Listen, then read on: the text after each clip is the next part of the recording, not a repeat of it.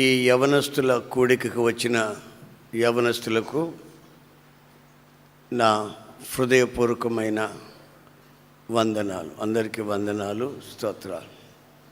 యవన ప్రాయం అనేది చాలా విలువైంది. ఎంత విలువైందో అంత ప్రమాదకరమైంది కూడాను. ఈ విలువైన దాన్ని ప్రమాదకరంగా మనం మలుచుకోకుండా ఉండేటట్లు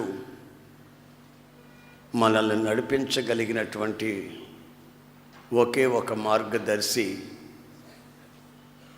పరిశుద్ధ గ్రంథం బైబిల్. ఈ బైబిల్ని మీరు ఎంత చదువుతారో అంత చక్కటి మార్గంలో మిమ్మల్ని తీసుకొని వెళుతుందని అనేకుల సాక్ష్యాలను బట్టి, నా వ్యక్తిగత సాక్ష్యాన్ని బట్టి కూడా నేను గ్రహించాను. మీ కొరకు ప్రార్థన చేసినప్పుడు ప్రభు ఒక వాక్యాన్ని నాకు చూపించారు. అదేమిటంటే యెషయా గ్రంథం 60వ అధ్యాయం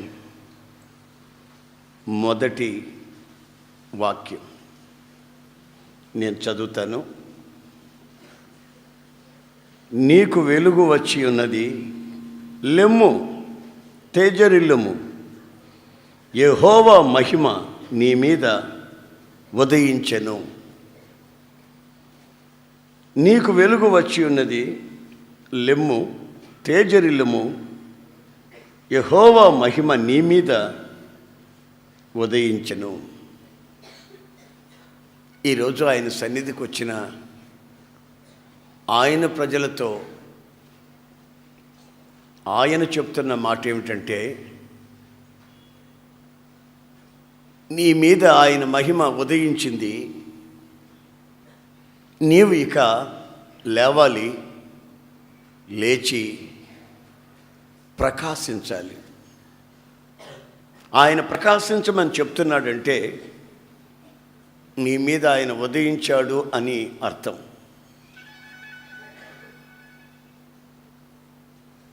వోల్టేజీ పవర్ తక్కువగా ఉందనుకోండి, బల్బు అదో రకంగా ఎర్రగా వెలుగుతుంది. బల్బు వెలుగుతుంది కానీ అది ప్రకాశించట్లేదనే సంగతి మనకు తెలుసు. మనం వెలగాలని ఆయన మనలో ఉదయించాడు. అయితే ప్రకాశించేందుకు నీవు లేవాలని హెచ్చరిస్తున్నాడు. అనేకుల జీవితాలలో అనేక సంభవాలు వాళ్ళని లేవలేని స్థితిలోకి ఉంచేసాయి. మన వల్ల ఏమవుతుంది? కంటితో మీరు చూసిన సంభవాలే కావచ్చు, మీ వ్యక్తిగత జీవితాల్లో మీరు పడిన పరిస్థితులే కావచ్చు, మీ వ్యక్తిగత జీవితంలో మీకున్న బలహీనతల్ని నీవు చూసుకొని ఇక మనం లేవడం ఏమిటి, ప్రకాశించటం ఏమిటి, ఏదో జరిగింది తప్పు, అది మనకు ముందే ఉండాలి. ఇప్పుడు మనం ఏ ప్రయత్నం చేసినా మన పరిస్థితులన్నీ దారుణమైపోయాయి, మన వల్ల కాదు అని నిస్పృహల మధ్యలో, నిట్టూర్పుల మధ్యలో మనిషి ఈ రోజున చతికిలబడి కూర్చున్నాడు. ఇక లేవలేను అనే స్థితిలో ఉన్నాడు. కానీ నేను ప్రకటిస్తున్నటువంటి యేసుక్రీస్తు నిన్ను లెమ్మంటున్నాడు. దేవునికి స్తోత్రం. నీ స్థితిలో నుంచి లెమ్మన్నాడు. ఒకసారి నేను వాక్యం చెప్పి ఒక సభలో అలా వెళ్ళిపోతుంటే ఒక 60 సంవత్సరాల వయసు ఓ తల్లి నా దగ్గరికి వచ్చి ఏడ్చింది. బాబు, ఎంత ఘోర పాపినైనా ప్రభు క్షమిస్తాడా అని అడిగింది. అవునమ్మా, ఆయన క్షమించలేని పాపం అంటూ లేదు, క్షమిస్తాడు. ఆయన రక్తంతో కడుగుతాడు, శుద్ధి చేస్తాడు అని చెప్పాను. పాపిని క్షమిస్తాడేమో కానీ రాక్షసుల్ని క్షమిస్తాడా అని అడిగింది. రాక్షసులా? ఈ కథల్లో చదవటమే కానీ నేను ఎప్పుడు చూడలేదే. అయ్యా, నేను ఒక రాక్షసుడయ్యా. నేను కానుపులు చేస్తుంటాను. కానుపులు చేస్తుంటానయ్యా. నన్ను అందరూ తీసుకెళ్తుంటారు, కానుపులు చేయమంటారు. ఆ కాన్పులు చేసే ముందు వాళ్ళ శత్రువులు ఒక 20 రూపాయలు నా చేతికిచ్చి కానుపు పీటల మీద బిడ్డలను చంపమంటారయ్యా. ఇంచుమించుగా ఒక 70 మంది పిల్లల్ని ఈ నా చేతులతో కానుపు పీటల మీద గొంతు పిసికి చంపేసానయ్యా. వాళ్ళ కళ్ళు కూడా బయటకు వచ్చే, నాలుగు బయటకు వచ్చిందయ్యా. పసి పిల్లలు. అయ్యా, నేను రాక్షసిని, నన్ను కూడా క్షమిస్తాడా? చాలామంది చాలా బోధలు చెప్తుంటారు. ఇవంతా ఇలా చెప్తుంటారులే అనుకొని నేను ఎప్పుడు దేవుని వైపు తిరగాలని కానీ, ప్రార్థన వైపు తిరగాలని కానీ, యేసయ్యని దేవుడిగా అంగీకరించాలని కానీ అనుకున్న దాన్ని కాను. ఎందుకో 2 రోజుల నుంచి సభలకు వస్తున్నాను, మీరు చెప్తున్న మాటలు వింటున్నాను. నాకెందుకో అనిపిస్తుంది, నేను నా స్థితిలో నుంచి, నా పాడు స్థితిలో నుంచి నేను లేవాలని. లేస్తే ఆయన క్షమిస్తాడా? మనిషిగా ఆయన నన్ను తీర్చిదిద్దుతాడా? నాకు మానవత్వాన్ని కలుగు చేస్తాడా అని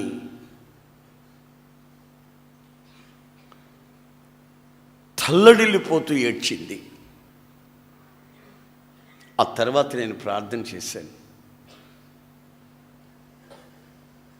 ప్రార్థన చేసిన తర్వాత ఆమెలో ఒక నెమ్మది కలిగింది. మరలా నాతో అంటది, బాబు, 2 రోజుల క్రితం, 2 రోజుల క్రితం ఒక బాబు పుట్టాడు. వాళ్ళోళ్ళు నాకు 50 రూపాయలు ఇచ్చారు. వాళ్ళ బంధువులు, మగపిల్లడు పుట్టాడు.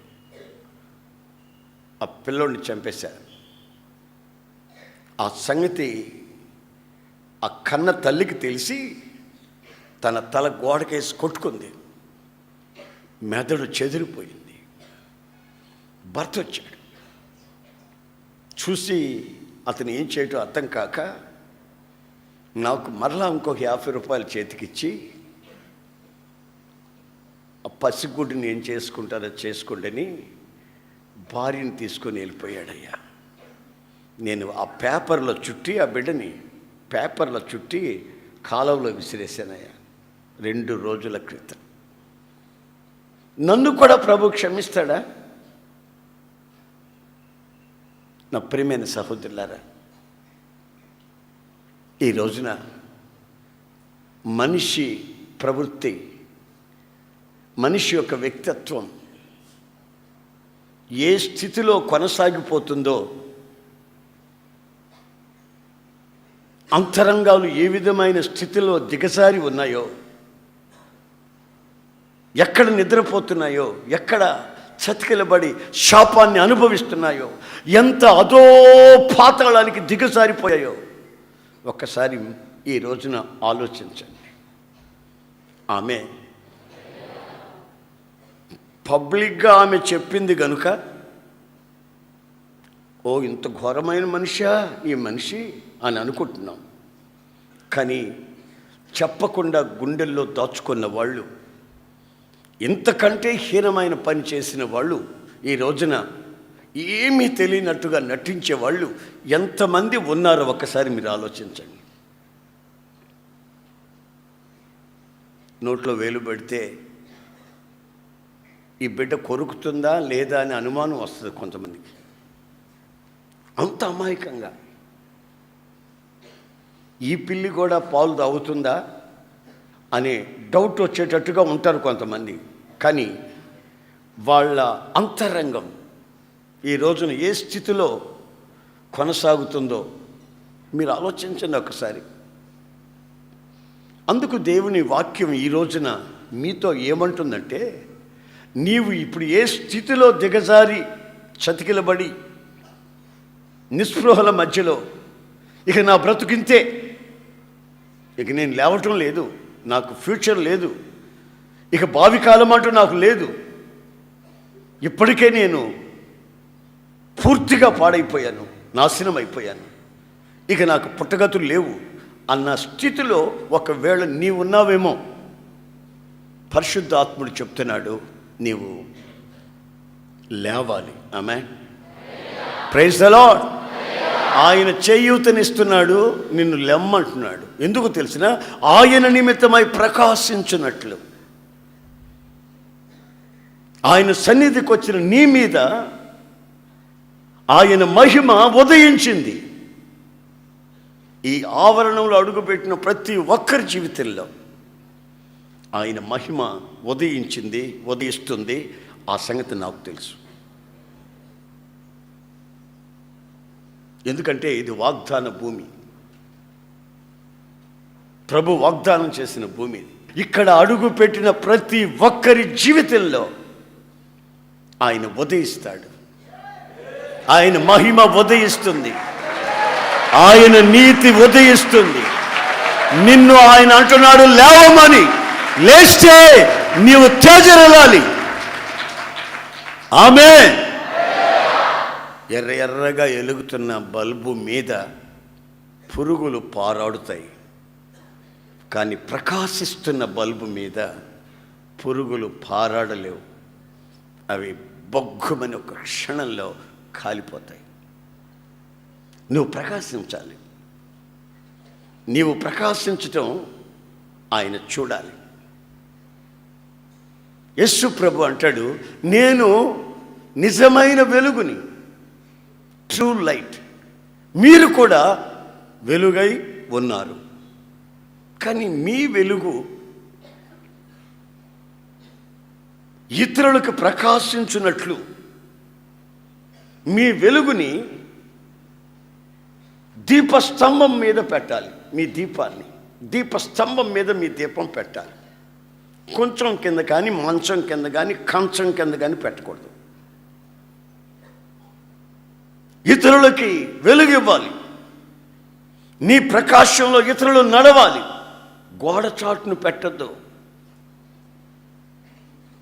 మీ క్రియలు వెలుగుమయమై ఇతరులకు బాట చూపించేటట్లు, దారి చూపించేటట్లుగా మీ వెలుగు ఉండాలని యేసయ్య కోరుకున్నాడు. అందుకే అంటాడు ప్రకాశించాలి. షైన్, తేజరెల్లాలి.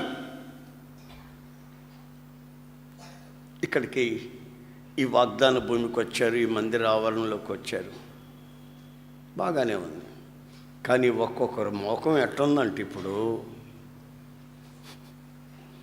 చెప్పకూడదు కానీ చెప్పాలి, మరి తప్పదు. ఆ మోకాల్లో జీవకళ కనబట్టలేదు. ఏముంది? అదొక రకమైన సావు కళ. ఏమో బస్టాండ్లో బ్యాగులు పోగొట్టుకున్న రాణుల్లాగా, సూట్ కేసు పోగొట్టుకున్న రాజుల్లాగా కూర్చొని ఉన్నారు. ఆమేన్. హల్లెలూయా. రాత్రి సరిగ్గా 4 గంటలప్పుడు, తెల్లవారుజాము 4 గంటలప్పుడు అనుకుంటాను, ఒక 16 ఏళ్ల వయసులో ఒక అమ్మాయి నా దగ్గరకు వచ్చింది. లాస్ట్ నైట్ అంటే తెల్లవారుజామున వచ్చింది. సరిగ్గా 16 లోపే దగ్గరకు వస్తుంది. నా పైన పడుతుంది. మై ఏంటన్నా, పక్కన ఎవరు అంటున్నారు, అమ్మాయికి కళ్ళు కనబడవండి అన్నారు. ఆ పాపకి కళ్ళు కనబడవండి. దగ్గరకు పిలిచి ఆ కళ్ళ మీద చేయించి ప్రార్థన చేస్తా ఉన్నాను నేను. చక్కటి ముఖ వర్చస్సు, చక్కటి నిండు వయస్సు, కానీ కళ్ళు లేవు, చూపు లేదు. కళ్ళు ఉన్నాయి, చూపు లేవు. ఎందుకు అది నాకు ప్రభు చూపించాడో నాకు అర్థం కాల. మళ్ళీ ఇప్పుడు నేను ఇది చెప్తుంటే కూడా నా మనసులో మళ్ళా ఆ విజన్, ఆ కళ మరలా జ్ఞాపకం వస్తాను. వయస్సున్న అందచందాలే ఉన్నా కొందరికి ఆ దృష్టి లేకపోవడం, ఉన్న లాంగ్ సైట్ లేకపోవడం, దూరదృష్టి లేకపోవడం. అందుకే ప్రభు రాత్రి తెల్లవారుజాము నాకు చూపించాడు ఈ విషయాన్ని. నీ కళ్ళు నీ శరీరానికి దీపాలు, నీ దేహానికి నీ కళ్ళు దీపాలు. నీ కళ్ళు చెడిపోతే సర్వ శరీరము చెడిపోతుంది. నీ కళ్ళు వెలిగి ప్రకాశిస్తే నీ సర్వ శరీరము, నీ ఫ్యూచర్ లైఫ్ ప్రకాశిస్తుంది. కనుక ఈ ప్రకాశమానమైన జీవితం నీకు అవసరం. ఎందుకంటే చీకటితో మిళితమై ఉన్నటువంటి ఈ లోకపు వెలుగులో ఏది వెలుగో ఏది చీకటో నీకు అర్థం కాని పరిస్థితి, ఏది మంచో ఏది చెడ్డో తెలియని పరిస్థితి. అందుకే ఈ లోకంలో మనం ఉన్నప్పుడు ఇతరులకి మార్గదర్శిగా ఉండేటట్లు, మన దీపం ఆరిపోకుండానట్లు,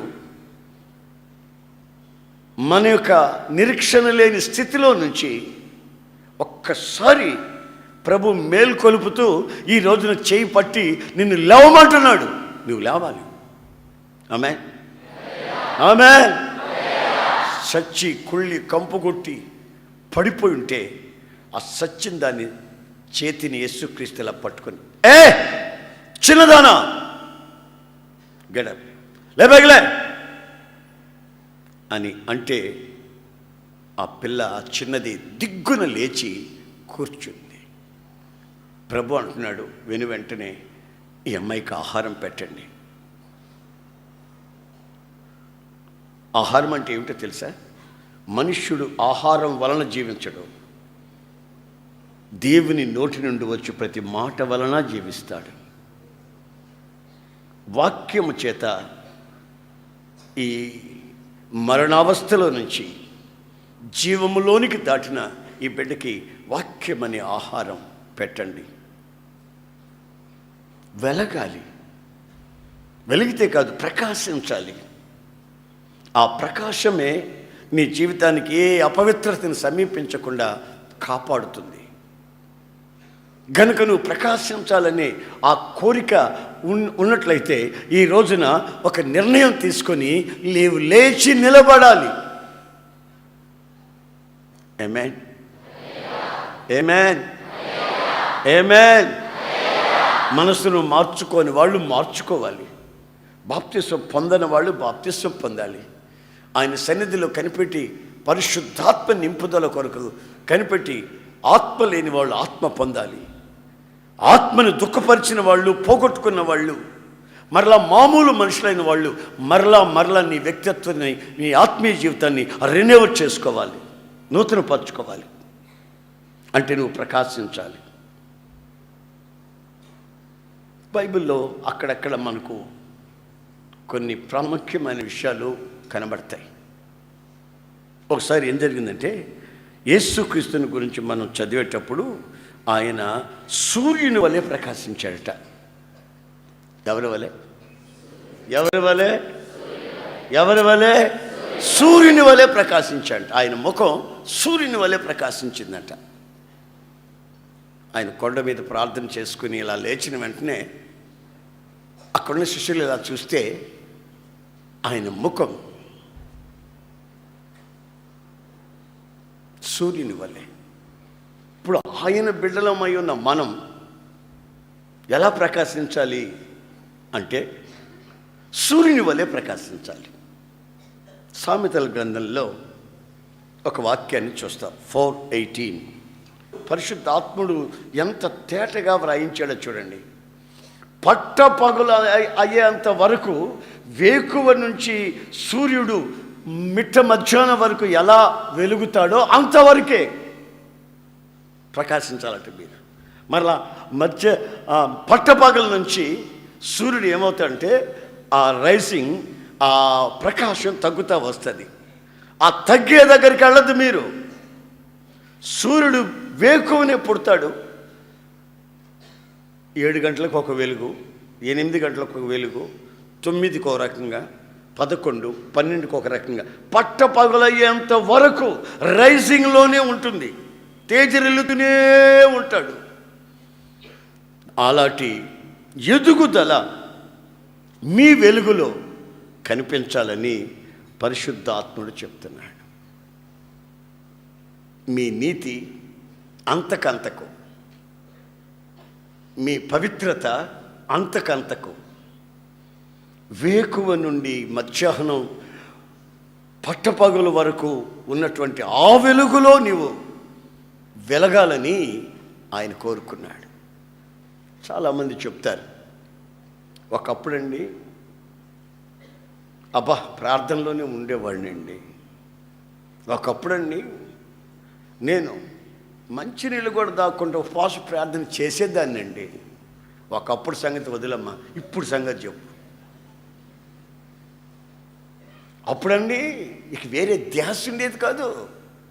ఉదయం లేస్తే సాయంత్రం వరకు అబ్బో పాటలు పాడుకొని, వాక్యం చదువుకొని, స్తుతించుకొని, స్తోత్రాలు చెప్పుకొని, అబ్బో మోకాళ్ళ మీద ఉంటే మోకాళ్ళు బదలైపోయాయండి, మోకాళ్ళు కాయలు కాసిపోయాయి. అమ్మా అప్పుడు సంగతి కాదు, ఇప్పుడు సంగతి చెప్పు. ఈ రోజున నీవు ఏ స్థితిలో ఉన్నావు ఆ స్థితి నుంచి లేవాలి. లేచిన తర్వాత నువ్వు ప్రకాశిస్తావు. ఎలా ప్రకాశించాలంటే అంతకంతకి అంతకంతకి అంతకంతకి. పోయిన సంవత్సరం ఉన్నట్టు కాదు ఈ సంవత్సరం, గత నెలలో ఉన్నట్టు కాదు ఈ నెల, గత వారం ఉన్నట్టు కాదు ఈ వారం, ఉదయకాలం ఉన్నట్టు కాదు ఇప్పుడు. అంతకంతకి నీ ప్రకాశం ప్రకాశిస్తూ ఉంటే అనేకులకి మార్గదర్శిగా, అనేకులకి దారి చూపించే వ్యక్తివిగా, లైట్ హౌస్లా నీ వెలుగు ప్రకాశిస్తా ఉన్నా. ఆమేన్, ఆమేన్. ఎలగవలసినటువంటి ఆ దీపం వెలగకపోతే జరిగేది ఏమిటో తెలుసా? యాక్సిడెంట్స్. రహదారుల్లో పెట్టారు లైట్ సిగ్నల్స్ అని పెట్టారు. ఆ సిగ్నల్స్ వీళ్ళని పొమ్మంటాయి, వాళ్ళని రమ్మంటాయి, వీళ్ళని వెళ్ళమంటాయి, వాళ్ళని రమ్మంటాయి. సిగ్నల్స్ వెలుగుతూ ఉంటాయి. ఆ వెలుగే ఆరిపోతే తాగుబోతాడు లారీ వాడు వస్తాడు, అటు ఫుల్గా మత్తులో ఉన్న కారుడు వస్తాడు. ఎలగవలసిన దీపం ఎక్కడ ఎలగకపోతే అక్కడ అటు వచ్చేవాడు ఇటు వచ్చేవాడు ఒక్కసారి వచ్చి యాక్షన్ చేసుకుంటారు. ఆ దెబ్బలో ఈ ఎలగకుండా ఉన్న దీపస్తంభం కూడా బోర్ల పడిపోద్ది. ఏమయ్యా నా మీద ఎక్కించారంటే, నువ్వు వెలిగితే ఎందుకు ఎక్కిస్తావు? నువ్వు వెలిగావా? వెలిగితే నా దారిని నేను పోతాను, ఆడి దారిని ఆడు పోతాడు. నువ్వు వెలగలేదు కనుక నీ మీద ఎక్కించావు. వెలగవలసిన నీవు నిలవవలసిన చోట నిలిచి ఇతరులకి మార్గము చూపించే ఆ స్థితిలో సూర్యప్రకాశము వలె నీవు ప్రకాశించాలని ఆయన ఆశిస్తున్నాడు. ఆమేన్, ఆమేన్. రెండవదిగా మనం చూసినప్పుడు పరమగీతాలు 6:10లో పరమగీతాలు 6:10లో మనం ఒక సంగతి చూస్తున్నాం. అదేమిటంటే చంద్రుడు.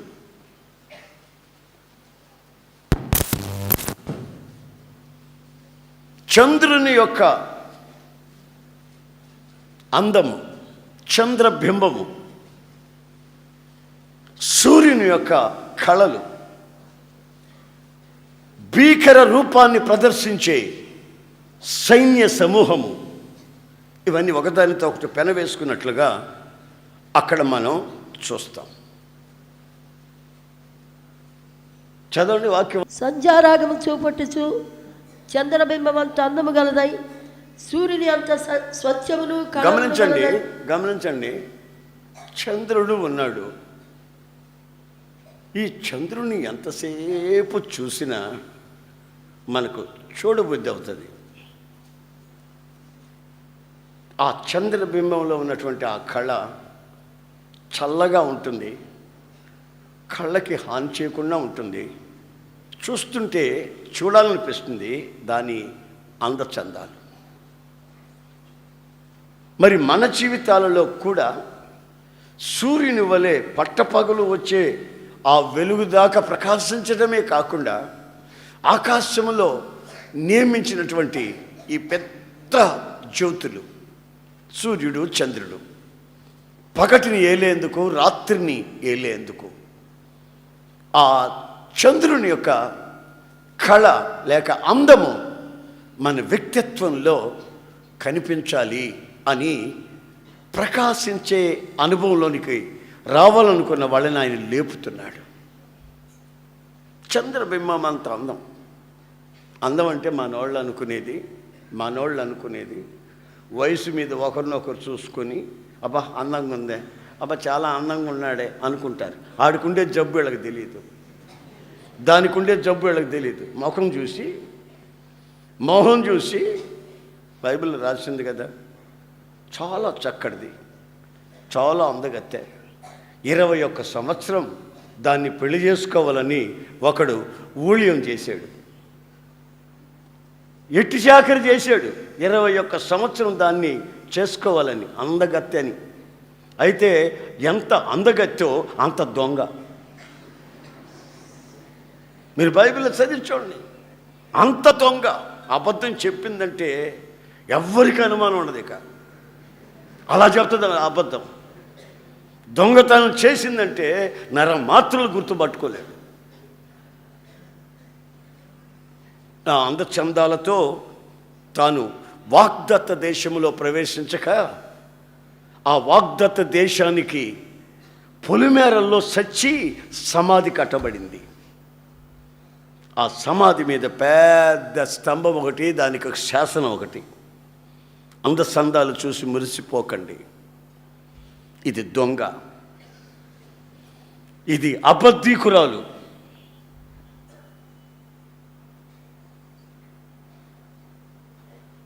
పైకి కనిపిస్తున్న అందం వేరు, అంతరంగమందు దాచబడిన గుణము అనే అందం వేరు, ఆ సౌందర్యం వేరు.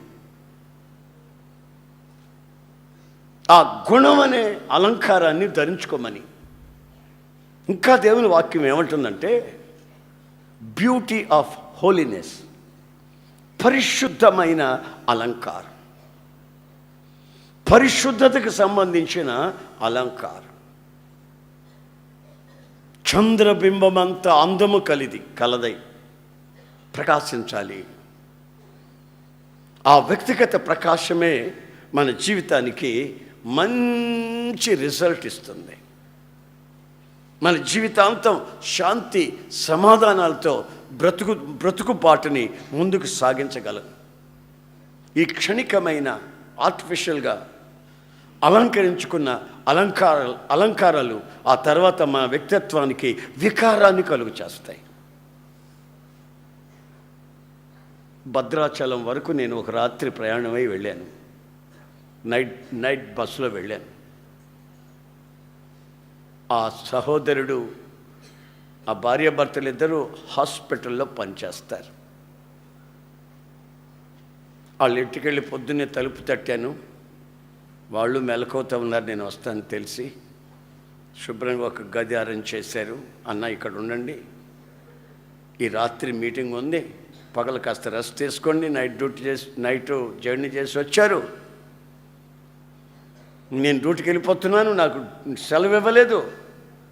ఈయన గారేమో అరేంజ్మెంట్లు చూస్తున్నాడు, మాకు ఇక్కడ ఎవరు లేరు. మరి ఇదిగో పిల్లలు కాన్వెంట్కి వెళ్ళేసి వెంటనే వచ్చేస్తారు. రేయ్ అంకుల్కి భోజనం పెట్టాలి, అంకుల్కి అన్ని వడ్డించాలి మీరు అని ఇద్దరు పిల్లలకి చెప్పి వెళ్తున్నారు. నేను వాళ్ళని పిలిచి ఆ పిల్లల్ని చూసి, ఆ పిల్లలు ఎట్టున్నారు, ఇలా తాకితే మార్చిపోతారేమో అన్నట్టున్నారు. మార్బల్ స్టోన్ లాగా, పాలరాతి బొమ్మల్లాగా ఉన్నారు పిల్లలు. నేను వాళ్ళు పిలిచి, ఎంత చక్కటి బిడ్డలు ఇచ్చాడయ్యా దేవుడు మీకు, వాళ్ళు చూస్తేనే కడుపు నిండిపోతుంది అన్న కాసేపు ఉండండి మీకు వాళ్ళ సంగతి తెలుస్తుంది అన్నారు. ఏంటమ్మా అలాగంటామని, అదే మేము వచ్చేసరికి మీకు వాళ్ళ సంగతి తెలుస్తుంది అన్న, పాలరాతి బొమ్మలో ఇంక వాళ్ళ అందసందాలు మీకు తెలుస్తాయి అన్న అంటే వెళ్ళిపోయారు. సరే వాళ్ళు కాల్మింటికి వెళ్ళారు. నేను కూడా తలుపు జారు అట్లా వేసి గడి పెట్టకుండా పడుకున్నాను. టిఫిన్ చేసి పడుకున్నాను. వాళ్ళు 10 గంటలకు వచ్చినట్టున్నారు, 11కి వచ్చినట్టున్నారు. 12కి వాళ్ళకి భోజనం పెట్టమని చెప్పినట్టున్నారు తల్లిదండ్రులు. ఆ లోపల ఏం చేసింది ఆ పిల్ల, బ్లేడ్ తీసుకొని వచ్చి నా గోళ్ళు కత్తిరిస్తుంది బ్లేడ్తో. ఆ గోర్లు కత్తిరించబోయి, నేను నిద్రపోతున్నా, గోర్లు కత్తిరించబోయి కాలు కోసి అన్న లేదు చూస్తే ఈ పిల్ల సైతాన్ పోవాడిగా అన్న. పొద్దున్నే అంత ముచ్చటగా కనబడిన పిల్ల, అంత అందంగా కనబడిన పిల్ల, సరే 2-3 గంటలైన తర్వాత అది చేసిన పనికి రక్తం వచ్చేసింది నా కాలుకి, బొట్టనెలకి. ఏం చేస్తున్నాను? గోర్లు కత్తిరిస్తున్నాను. లోపలికి వచ్చామంటే కీళ్ళకి కొడతాను బాగా అని బయటికి వెళ్ళిపోయింది. మళ్ళీ ఇటు తిరిగి పడుకుంటే కింద నుంచి దబ్బనం తీసుకొని పొడిచాడాడు. కింద చూసే కుక్కేమో అని చూస్తే కుక్క కాదు, ఈడు దబ్బనం తీసుకొని పొడుస్తున్నాడు నన్ను ఈ మీద. ఇక జుట్టు పట్టుకుని కసలాగి తలుపు పెట్టి తలుపు గడి పెట్టుకున్న వాళ్ళు తల్లిదండ్రులు వచ్చేంత వరకు తలుపు తీల. ఇక అన్నం కూడా నాకు అక్కర్లేదు బాబు, వీళ్ళిద్దరు పిల్లలు కాదు, వీళ్ళిద్దరు రాక్షసులు అంటున్నారు. ఎక్కడుందండి అందం? ఎక్కడుంది నాకు అర్థం కాదు. అందం ఎక్కడుంది? ఆ వయసు మీద కొంచెం అందంగా అనిపిస్తారు అంతే. అది తెలవక ఈ దద్దమ్మలకి, అది తెలవక ఈ మనుషులకి. అబ్బో ఒక్కొక్కడు దేవదాసు అయిపోతాడు.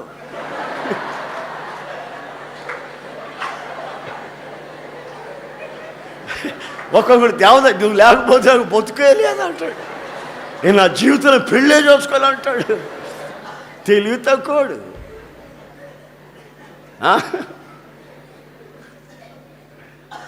చాలామంది ఈ మగాళ్ళు కానీ ఆడపిల్లలే కానీ అదేం ప్రేమో అదేం కానీ మనకి అర్థమై సాదు. ఇక బతుకే లేదన్నట్టు, లోకమే లేదన్నట్టు, ప్రపంచమే లేదన్నట్టు వెచ్చల విడిగా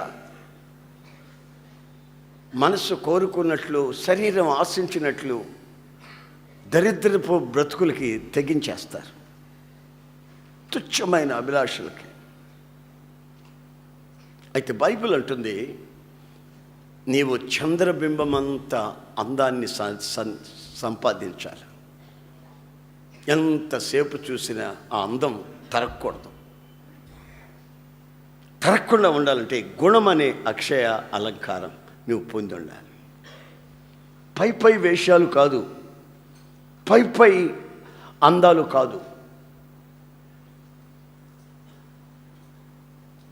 నా ప్రియమైన సహోదరులారా, క్షణికమైనటువంటి తుచ్చమైన అభిలాషల్లో పడి నిండు 100 ఏళ్ల జీవితాలు శాపంగా మార్చుకోకుండా ఉండాలని ప్రభు అంటున్నాడు. ఇప్పుడు నీ ఉన్న స్థితి ఎంతో తెలుసుకొని అక్కడి నుంచి నువ్వు లేవాలి.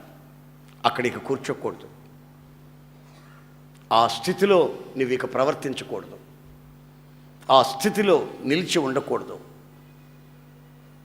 అంతకి అంచెలంచెలుగా నీవు నీ వ్యక్తిత్వంలో నీ నిట్టూర్పులు వదిలి, నా ప్రభువు నన్ను ప్రతి విషయం నుంచి క్షమించి, బుద్ధి చెప్పి, హెచ్చరించి, నన్ను పవిత్రమైన మార్గంలో, శాంతి సమాధానం కలిగిన మార్గంలో, నా కుటుంబ వ్యవస్థ శాంతి పవిత్రతగా ఉండే ఆ దిశగా నన్ను నడిపిస్తాడు. నేను చేసిన అక్రమం, పాపం, దుర్మార్గత అది నాతోనే ముగించబడదు. నా కుటుంబం మీద, నా పిల్లల మీద, నా తర్వాత నా వ్యక్తిత్వం మీద అది పడుతుంది అనే సంగతి గుర్తించి ఈ రోజున నీవు లేవాలి. లేచి చంద్రబింబమంతా కొంతమంది వచ్చి మాట్లాడితే 1-2 మాటలు మాట్లాడిన తర్వాత అయిపోయిందా, ఇంకా ఉన్నాయా, ఇప్పుడు చాలులే అనిపిస్తుంది.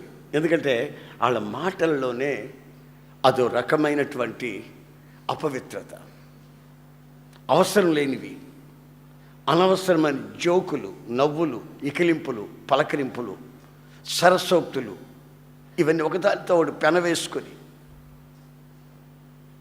నాకు చాలే ఆపు బాబా, నువ్వు చెప్పిన చాలే కాపు అనే స్థితికి కొందరు చెప్తుంటే ఇంకా 4 మాటలు చెప్తే బాగుండేది కదా అని అనిపిస్తుంది. కొందరితో సహవాసం చేస్తే 2 రోజుల సహవాసానికి ఎంత మార్పు వచ్చిందే నాలో, ఇంకో వారం సహవాసం చేస్తే ఇంకెంత మార్పు కలుగుతుందో అనే స్థితికి చంద్రుని చూస్తుంటే ఇంకా ఇంకా ఇంకా ఇంకా చూడాలనే ఆ ఆధ్యాత్మికమైన చల్లదనం, నెమ్మది మన వ్యక్తిత్వంలో కొట్టొచ్చినట్టుగా కనబడాలి. ఆమేన్, ఆమేన్. మధ్యాహ్నం వెలుగు నుండి సాయంత్రం వెలుగుగాక తరిగిపోతున్న సూర్యుని ప్రకాశం కాదట, రైజింగ్లో ఉన్న సూర్యుని ప్రకాశమే నీలో ప్రకాశించాలి. మూడవదిగా మనం గమనించినట్లయితే, 51వ కీర్తన 7లో దావీదు ఏమని చెప్తున్నాడో గమనించండి.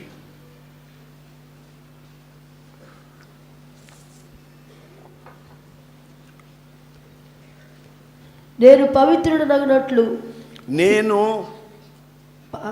పవిత్రుడనగునట్లు హిస్సోపుతో నా పాపం పరిహరింపుము. హిస్సోపుతో నా పాపం పరిహరింపుము. హిమము కంటెను నేను తెల్లగా ఉండునట్లు, హిమము కంటెను నేను తెల్లగా ఉండునట్లు నీవు నన్ను కడుగుము. నీవు నన్ను కడుగు. దావీదు జీవితంలో వచ్చినటువంటి పొరపాట్ల నిమిత్తమై, బలహీనతల నిమిత్తమై, క్షణికంగా తాను కొన్ని దురాశల్లో పడినందువల్ల దేవుని సన్నిధికి వచ్చి ఆయన ఈ విధంగా ప్రార్థిస్తున్నాడు. ఏమని ప్రార్థిస్తున్నాడంటే, నన్ను హిస్సోపుతో కడుగుము, హిమము కంటే, చెప్పండి నోరు తెరిచి చెప్పండి, హిమము కంటే తెల్లగా. హిమము మంచు, స్నో. హిమము కంటే స్నో వైట్ కాదు, ఆ స్నో ఉన్న వైట్ కంటే కూడా ఇంకా అంతా ఎక్కువైనటువంటి ఆ పవిత్రత, తెల్లదనం నా వ్యక్తిత్వంలో కనబడాలి. అలా నా హృదయాన్ని కడుగయ్యా, అలా నా హృదయాన్ని కడుగు. తన పశ్చాత్తాపంలో ఉన్నటువంటి ఆంతర్యం అది. కొంతమంది చేసే పనులు చేస్తూ ప్రభు సన్నిధికి వచ్చి, ప్రభువా నా సంగతులన్నీ నీకు తెలుసయ్యా, నువ్వేం చేసుకుంటావో చేసుకోయ్యా, నీకే వందనాలయ్యా అని ఒక మాటలో ముగించేస్తారు. అయితే దైవజనుడు, దేవుని ఎరిగినవాడు, దేవుని పరిశుద్ధతను కోరుకున్నవాడు, తన వ్యక్తిత్వంలో జరిగిన పొరపాట్ల నిమిత్తమై ఆ 51వ కీర్తన అంతా మీరు చదివితే మీకు ఇంటికి పోయి తెలుస్తుంది. ఆయన ఎంత కుమిలిపోతున్నాడో, ఎంత బాధపడిపోతున్నాడో, చివరికి హిమముని పోలిస్తున్నాడు.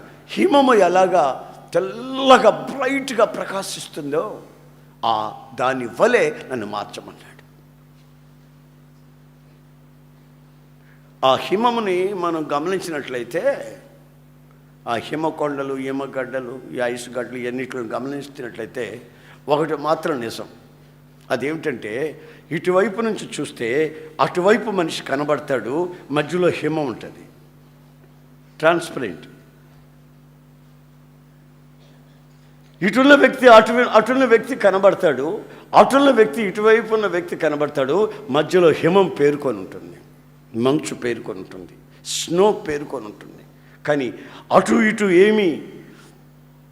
ఏమీ అడ్డు లేకుండా కనబడే పరిస్థితి. ఈ వ్యక్తి అటు వెళ్ళలేడు, ఆ వ్యక్తి ఇటు రాలేడు, కానీ లోపల ఏమీ లేని సంగతి వాళ్ళు వీళ్ళు గుర్తించగలిగిన పరిస్థితి. హిమము కంటే నా హృదయాన్ని తెల్లగా మార్చు. యేసుక్రీస్తుని గురించి కూడా ఒక రోజున వ్రాయబడిన మాట ఏమిటంటే, ఆయన వేసుకున్న బట్టలు ఏ చాకలి చలువ చేయలేనంత తెలుపు. ఆ తెలుపు ఏమి తెలుపు? అది స్నో వైట్. ఇప్పుడు మా సేవకులు ఉన్నారు తెల్ల బట్టలు వేసుకొని, వాళ్ళందరినీ కానీ ఇక్కడ నిలబెట్టానంటే ఎవరు సోమరుడో ఎవరు మంచోడో మీకు తెలిసిపోద్ది. ఎందుకంటే ఆ బట్టల రంగు. కొంచెం సోమరితనం లేనివాడేమో శుభ్రంగా ఉతుక్కొని ఉంటాడు తెల్లగా. సోమరుడు ఉన్నాడే ఆ కంపే తగిలించుకొని తిరుగుతుంటాడు.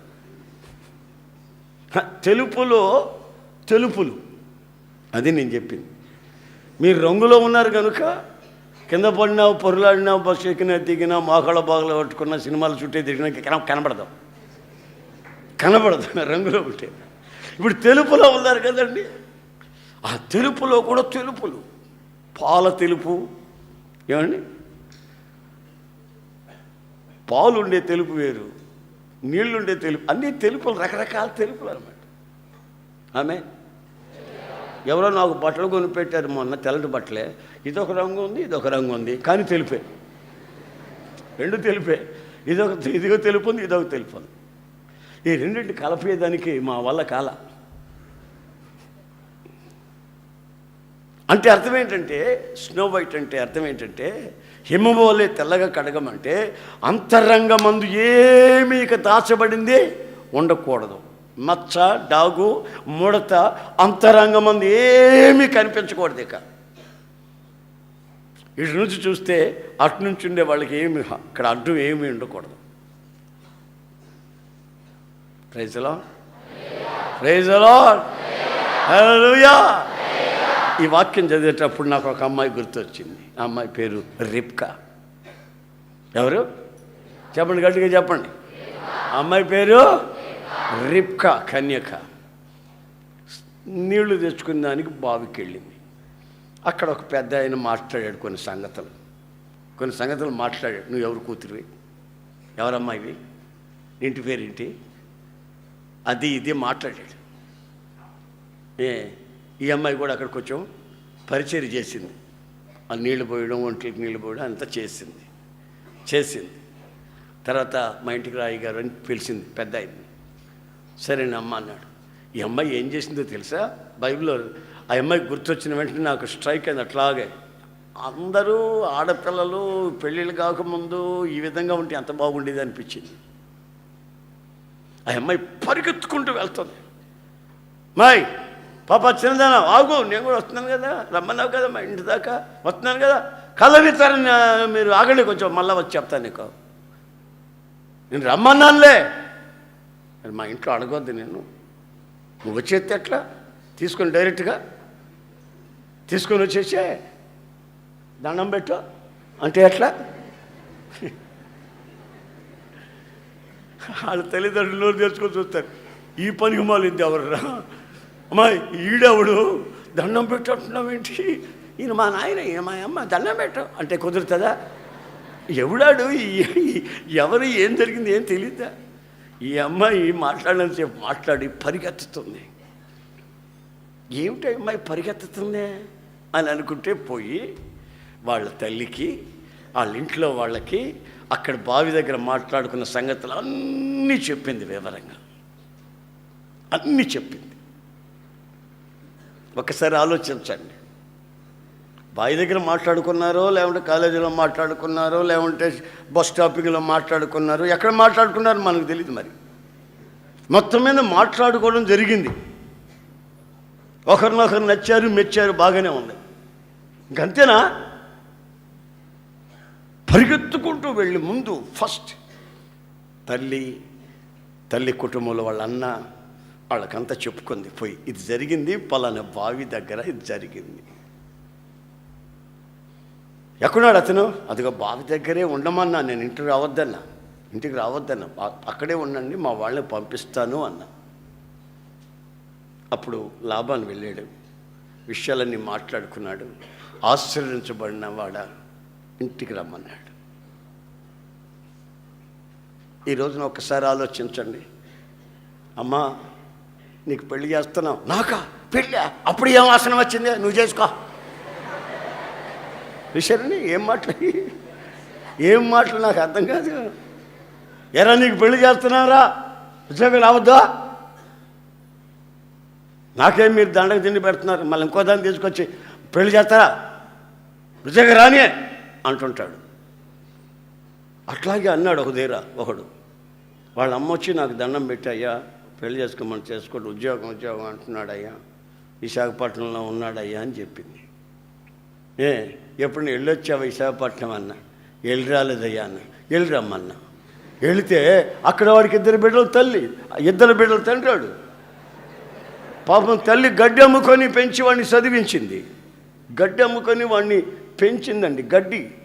పచ్చిగడ్డి కోసి వాడిని చదివించింది డాక్టర్ వరకు.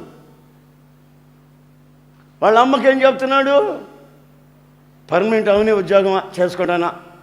ఎప్పుడు ఎంతసేపు నీకు పెళ్ళి గొడవ నీదే అంటుంటాడు. ఆడికి అప్పటికే ఇద్దరు పిల్లలు. నాకు ఏం చెప్పింది, ప్రార్థన చేస్తున్నప్పుడే నాకు తెలిసింది. ఏంటది?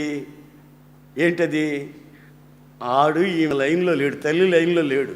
గడ్డి పెంచి గడ్డి కోసుకొచ్చుకొని ఆ గట్ల మీద గడ్డి కోసుకొచ్చి అమ్మి వీడి చదివించిన సంగతి ఆడు ఎప్పుడో మర్చిపోయాడు. దుర్మార్గుడు. చదువుకున్నాడు కానీ సంస్కారం లేదు.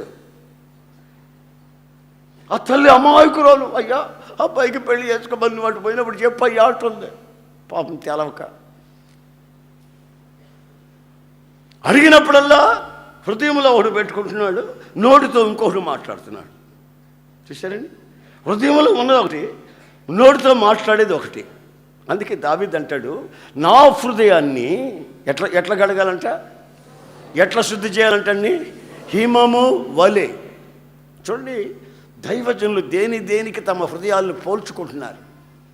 ఒక ప్రక్కన సూర్యుని వలె, ఒక ప్రక్కన చంద్రబింబం అంతా అందం, మరో ప్రక్కన మనం ఎలా షైన్ అవ్వాలి, ఎలా ప్రకాశించాలి, మన ప్రకాశం ఎలా ఇతరులకు ప్రయోజనపడుతుంది, మనం ప్రకాశించే ప్రకాశం ద్వారా మన ఆధ్యాత్మికమైన స్థితి ఎలా స్థిరపడుతుంది.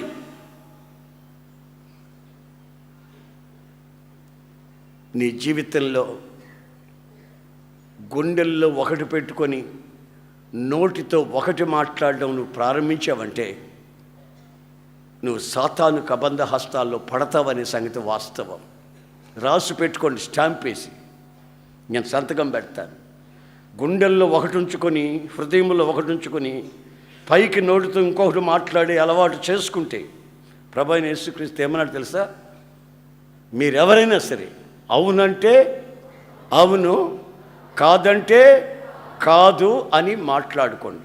వాటికి మించినవి ఏమైనా ఉంటే అవన్నీ సాతాను నుండి పుట్టాయి. రక్షించబడ్డాము, వస్తున్నాం, మందిరానికి వస్తున్నాం, బైబిల్ కూడా చదివాము, మాకు బ్యాడ్జీలు కూడా ఇచ్చారు, పెన్లు కూడా ఇచ్చేశారు, అమ్మో ఇంకేముంది మా పరిస్థితి అని మీరు అనుకుంటున్నారేమో. కానీ లోపల ఒకటి, బయటకు ఒకటి.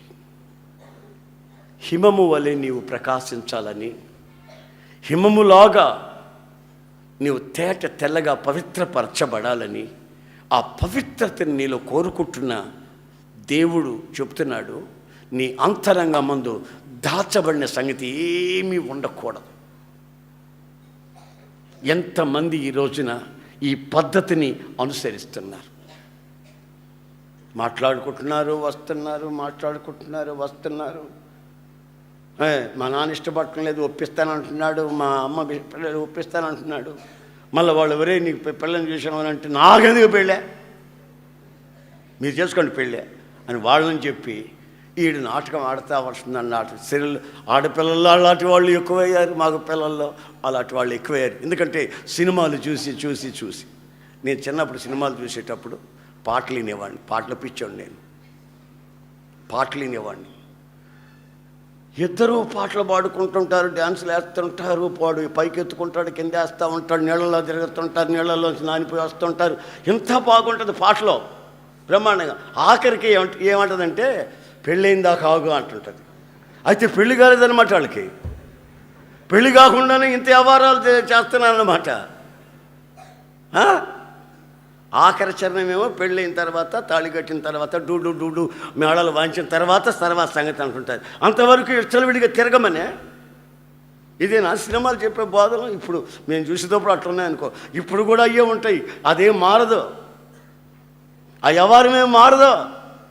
డ్యాన్సులు వేసి ఎగిరి గంతులు వేసి విడిగా తిరిగిన తర్వాత ఈయన నువ్వు పోకూడదు, ఇక మేము ఇల్లు వదిలిపెట్టి పోకూడదు, కాలేజీకి పోకూడదు అని తలుపు వేస్తుంటాడు.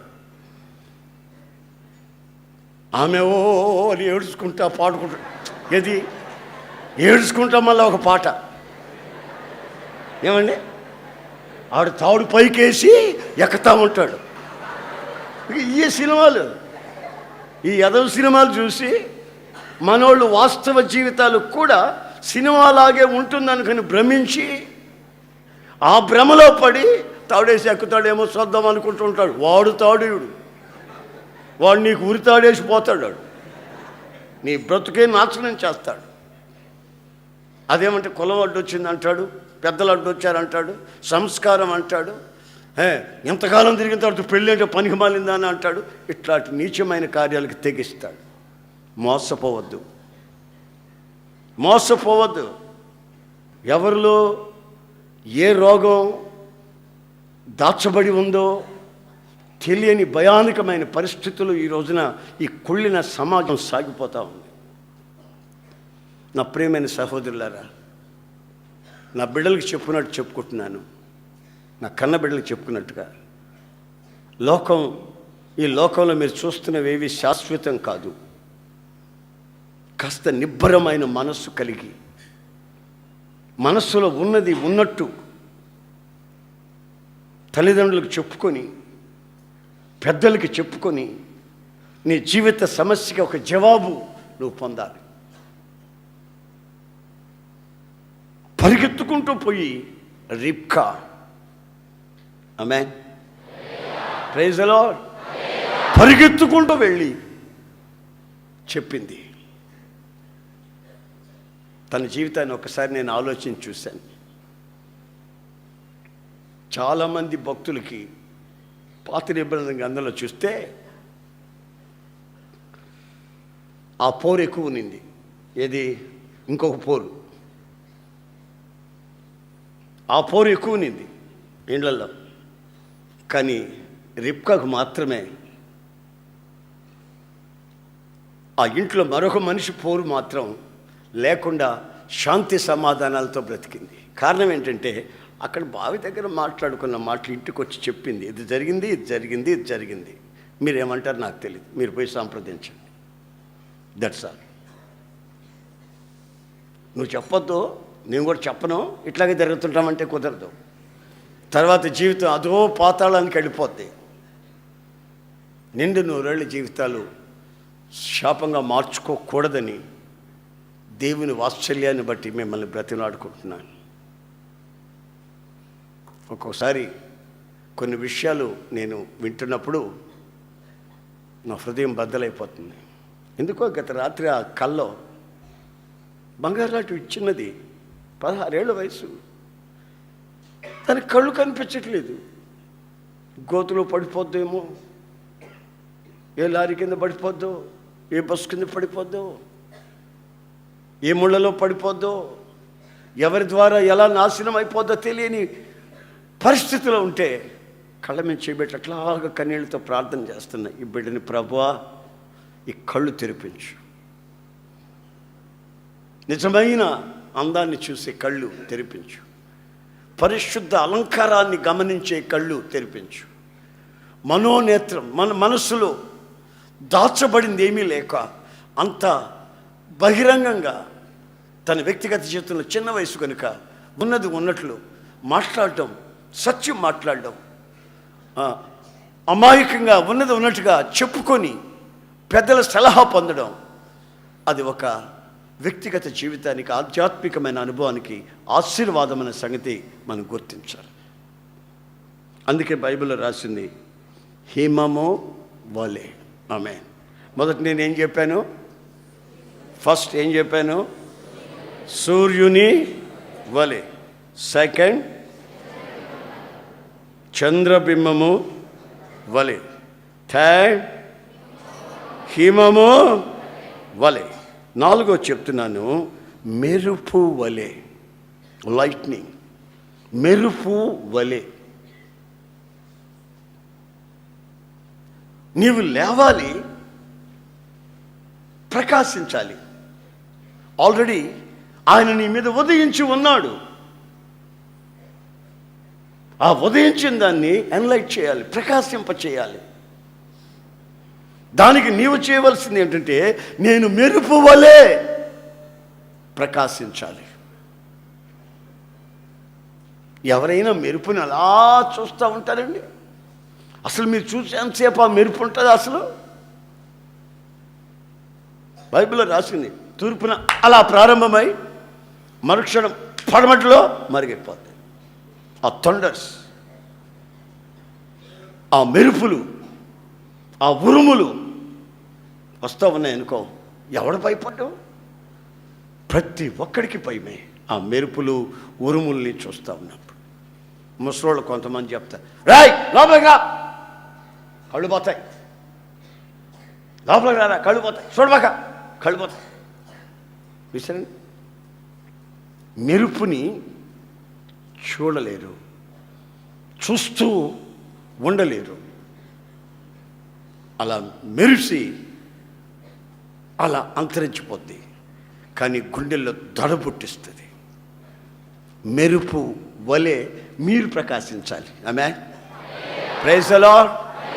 నిర్గమకాండంలో మనం చదువుతాం దీని గురించి ఒక చిన్న వాక్యం. 19:16 నిర్గమకాండంలో రాయబడింది చిన్న ఒక వాక్యం. 19:16 మూడవ నాడు ఉదయమైనప్పుడు ఆ పర్వతం మీద ఉరుములను మెరుపులను సాంద్ర మేఘము బోర యొక్క మహాధ్వనియు కలుగగా పాళెంలోని ప్రజలందరూ వణకిరి. అక్కడ రాసింది ఏంటంటే, అదిగో ఆ మెరుపు, మెరుపు మెరిసినట్టుగా మీ బ్రతుకులు మెరుస్తూ ఉండాలని లేఖనం హెచ్చరిస్తుంది. నువ్వు లేస్తే నువ్వు మెరుస్తావు. నువ్వు మెరిస్తే నిన్ను చూస్తున్న ప్రజలున్నారే, నీ శత్రువులు నిన్ను చూసి పెదాలు విరుస్తున్నారే, ఓ దీని బతుకు నాకు తెలియదు అంటున్నారే, ఈడు బతుకు నాకు తెలియదు అని అంటున్నారే, వాళ్ళందరట నిన్ను చూసి ఆ మెరుపులో ఉన్నటువంటి ఆ ప్రశాంతత, ఆ యొక్క మహిమను చూసి గడ గడ గడ గడ గడ గడ గడలాడిపోయి వణికిపోతారట. దేవునికి స్తోత్రం. Praise the lord. హల్లెలూయా. ఇప్పుడు నిన్ను చూసి జనం భయపడుతున్నారా, లేక నిన్ను చూసి నిన్ను రాసుకుంటూ తిరుగుతున్నారా? ఒకసారి ఆలోచించండి. నీ దగ్గర లూజు ఉంటే లూజు, ఆ లూజును బట్టి నీ మీద పడుతూ, నీతో సరదాలు ఆడుతూ జోకులు ఆడుతూ నీతో సమయం అంతా వ్యర్థపుచ్చుకుంటున్నారు. కానీ మెరుపులాగా నువ్వు మెరవాలి. ఆమేన్. Praise the lord. హల్లెలూయా, హల్లెలూయా. మెరుపులాగా మెరవాలి. ఆ ప్రకాశం నీ ఆధ్యాత్మికమైన జీవితంలో కనిపించు. పక్కింటోళ్ళు నీ దగ్గరకు వచ్చి, అమ్మాయి మేము నిన్న సినిమాకి పోయాం, అంత నీ చరిత్రే, నువ్వు చూస్తే బాగుండు, నువ్వు వస్తానంటే చెప్పు ఈరోజు మళ్ళా పోదాం అని అన్నారంటే నువ్వంటే వాళ్ళకి భయం లేదని అర్థం. నువ్వంటే వాళ్ళకి భయం లేదని అర్థం. మెరుపు లేదు నీలో. ఆ మెరుపులాగా ప్రకాశించే ఆత్మీయత లేదు. ఎందుకంటే ఈరోజు నేను సినిమాకి ఎందుకు పిలిచాడంటే, అప్పుడప్పుడు సినిమా కథలు వాళ్ళ దగ్గర వింటావు కనుక. అది అప్పుడప్పుడు పుస్తకాలు తీసుకొని చదువుతుంటావు కనుక. దీనికి ఆ పిచ్చి లోపల ఉంది, పైకి మళ్ళీ ఏమి లేనట్టు కనబడుతుంది అని చెప్పి భయం లేకుండా నీతో ప్రవర్తిస్తారు. ఆమేన్. హల్లెలూయా, హల్లెలూయా, హల్లెలూయా. ఒకసారి నేను వాక్యం చెప్తున్నా, సాతానుగాడు వచ్చాడు. వాక్యం చెప్తానే ఉన్నానా, నా అతడు ఏమంటున్నాడు తెలుసా? బ్రహ్మాండంగా చెప్తున్నా వాక్యం, నీకంటే బ్రహ్మాండంగా నేను చెప్తానన్నాడు. నిజమే, యేసు ప్రభువుకే వాడు రెఫరెన్సులు చెప్పి వాక్యం చెప్పాడు. వాడు తక్కువడు కాదు. పలానా కీర్తనలో పలానా దగ్గర ఇట్లా రాసి నేను గురించి అని చెప్పి యేసు ప్రభుకి చెప్పాడు. ఆడు పెద్ద ప్రసంగికుడు. నేను ప్రసంగం చేస్తే ఆడికేం భయం? పాట పాడాననుకో, పోజులుగా పాడాననుకో, ఓరి నీ పోజులు నాకు తెలుసులేరా, నేను మ్యూజికల్ డైరెక్టర్ని, నేను రెక్కలు ఎలా విప్పానంటే పిల్లలు గోవులు వాయించినట్టుగా వాయిస్తాను. ఆ రాగాలు, ఆ ఆనందాలు అవి వేరురా, నీకేం తెలుసు, నేను అట్లా పాడుతాను అంటాడు వాడు. అందుకని నేనేం చేశానంటే, సరేరా నీకు పాటలు తెలుసు, ప్రసంగాలు తెలుసు, సరే నాతో మోకరించరా, అదొకటి నాకు తెలియదులే అంటాడు. Praise the lord, praise the lord, హల్లెలూయా. శారదా కాలనీలో ఒక ఆయన వచ్చేవాడు. నేను ఉన్నానని తెలిస్తే ఫోన్ చేసి అలా వచ్చేవాడు. వస్తే నన్ను కూర్చొనియడు, నిలబడినాడు. ఇక వ్యవహారం చెప్తానే ఉంటాడు. చైన్ వ్యవహారం మనం ఒకటి తర్వాత ఒకటో జోకులు చెప్పి వ్యవహారం చెబుతూనే ఉంటాడు. ఒక రోజంతా నాకు వేస్ట్ అయిపోయింది. ఇంకొకసారి ఎక్కడికో క్యాంప్ వెళ్ళి వచ్చా. ఆ రోజు నాకు బిజీ వర్క్. ఈయన వస్తే పనులు కావు, ఏదో చెప్తానే ఉంటాడు. అనో ఎక్కడ కోటాలో అంటాడు, మమ్మల్ని తీసుకెళ్ళంటాడు, ఎంతమంది వచ్చారంటాడు. ఇదే వ్యవహారం. చెడ్డ మాటలు కాదు కానీ మంచివే, కానీ వ్యవహారం మాట్లాడుతుంటాడు. దానికి ఒకటి. మూడోసారి నేను ప్రార్థన చేసుకున్నా, ప్రభువా నేను ఇప్పుడు మందిరానికి వెళ్తున్నా, ఆయన వస్తాడు, నా టైం అంతా నాశనం అయిపోతుందండి ప్రభువా, ఏం చేయాలి అర్థం కాలేదంటే వచ్చా. వస్తే నాకంటే ముందు వచ్చి కూర్చో ఉన్నాడు. అరగంట ముందు వచ్చాను మీ కొరకని.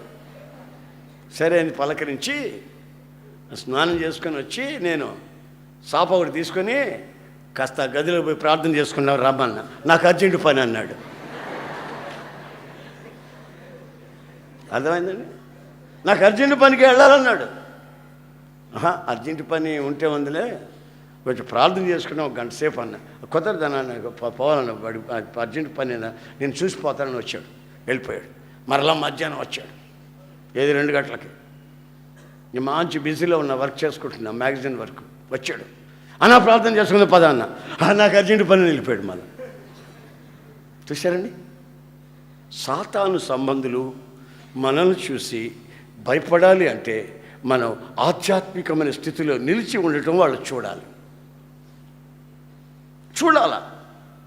వాళ్ళతో కూడా నువ్వు కూడా సరదాలు పడుతావు, నవ్వుతా, ఈకలిస్తూ ఉన్నావు అనుకో, ఇక అయిపోయింది ఈ పరిస్థితి. మెరుపు వలె. ఆమేన్, ప్రైజ్ ది లార్డ్, హల్లెలూయా, హల్లెలూయా. రకరకాల చెట్లు ఉంటాయండి, రకరకాల చెట్లు ఉంటాయి. ఆ చెట్ల మీదకి ఎక్కి చిన్నప్పుడు ఆడుకునేవాళ్ళం, కోతి కొమ్మంచి ఆడుకునేవాళ్ళం, ఎగిరేవాళ్ళం, దూకేవాళ్ళం. అబ్బో, చింత చిగురు తిని పళ్ళని పులిసిపోయి బాగా ఆడుకునేవాళ్ళం. అదే సమయంలో ఈత చెట్టు ఎప్పుడు ఎక్కల. ఎందుకని? దాని దగ్గర ఆడుకునే దానికి కుదరదు. గమనించండి, ఈత చెట్టు ఎక్కామనుకో, కోతి కొమ్మచ్చిన జర జర జర జర జారామనుకో, పొట్ట చీల్చుకోపోయి పేగులు బయటకు వస్తాయి.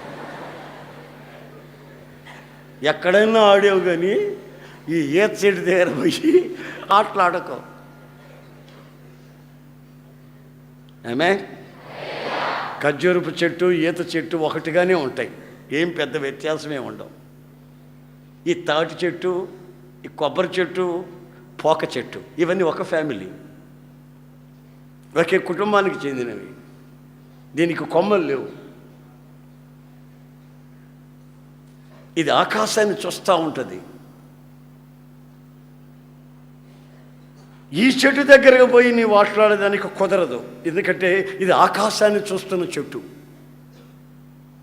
నీ వ్యక్తిగత జీవితంలో ఈ రోజున నీవు ఇటు చూస్తున్నావా, ఇటు చూస్తున్నావా, పక్క చూపులు చూస్తున్నావా, నేల చూపులు చూస్తున్నావా? నీ చూపు ఇటు ఉంది. నీవు ఆకాశం వైపు చూస్తున్న వ్యక్తివే అయితే నీ దగ్గర ఎవ్వరూ ఆడుకోలేరు, నీతో ఎవ్వరూ ఆటలాడరు. నీ చూపు సరిగా లేకపోతే, నీ డ్రెస్ సరిగా లేకపోతే, నీ నడక ప్రవర్తన మాట తీరి పద్ధతిగా లేకపోతే ఆడుకోవాల్సిన వాళ్ళందరూ ఆడుకుంటారు.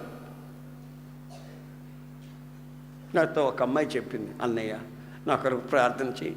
2 నెలల నుంచి అన్నయ్య ఒక అబ్బాయి నన్ను ఎంబడిస్తున్నాడు అన్నయ్య, ఎంబడిస్తున్నాడు అన్నయ్య, ప్రార్థన చేయాలి. 2 నెలల నుంచి. చూశారండి, నేను అన్నాను, ఒక్కరోజు అట్లా ఎంబడించానుకో, రాయ్ ఎవడా నువ్వు, ఏమనుకున్నావురా, ఎవరు అనుకున్నావు అని ఒక్క మాట అన్నావు అనుకో, ఇక వాడు వస్తాడండి. పరిగెత్తేటప్పుడు చెప్పులు తీసి పరిగెత్తడు, చెప్పులు ఉంటే లేట్ అవుతాయని చెప్పులు అటు తీసి పరిగెత్తడు. రాయ్ ఎవడా నువ్వు, ఎవరు అనుకున్నావు అని ఒక్క మాట అంటే, అట్లా ఎందుకంటావు? ఆడొచ్చి నీ పేరు ఏమిటంటే, నా పేరా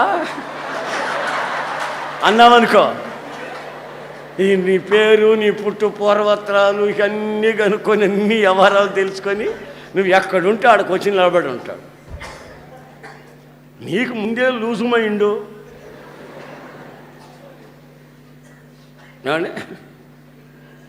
నేను నా 17 ఏళ్ళప్పుడు ఈ యాత్ర ప్రారంభించాను కదా. ఈ యాత్ర 17 ఏళ్ళప్పుడు ప్రారంభించాను. ఇప్పుడు నాకు 60 సంవత్సరాలు. ఈ 17 ఏళ్ళ నుంచి ఈ 60 సంవత్సరాల వరకు ఎంతమందిని చూస్తున్నానండి ప్రపంచం మీద? ఈ ప్రపంచం మీద ఎంతమందిని చూస్తుంటానండి? ఎవరన్నా ఒకరు వచ్చి మెలికలు తిరుగుతున్నాను అనుకో, బాయ్ ఏంటి మెలికలు తిరుగుతున్నావు ఇక్కడ? లేదా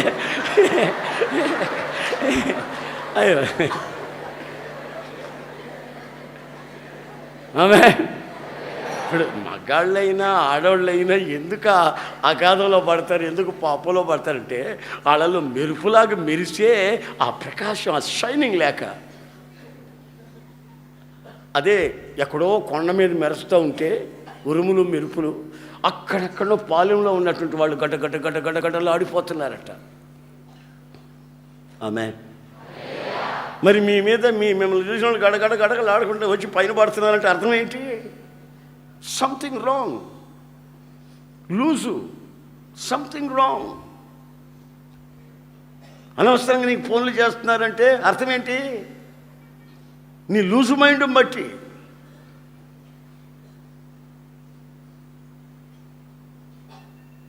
నేను ఎక్కడికైనా ఊర్లోకి వెళ్తుంటాను, వస్తుంటానండి. నేను రాకముందే హలో యశన్ గారునా, అవును నువ్వెవరమ్మా? నేనా అండి, మీకు జ్ఞాపకం లేదా? నోరుమోయ్,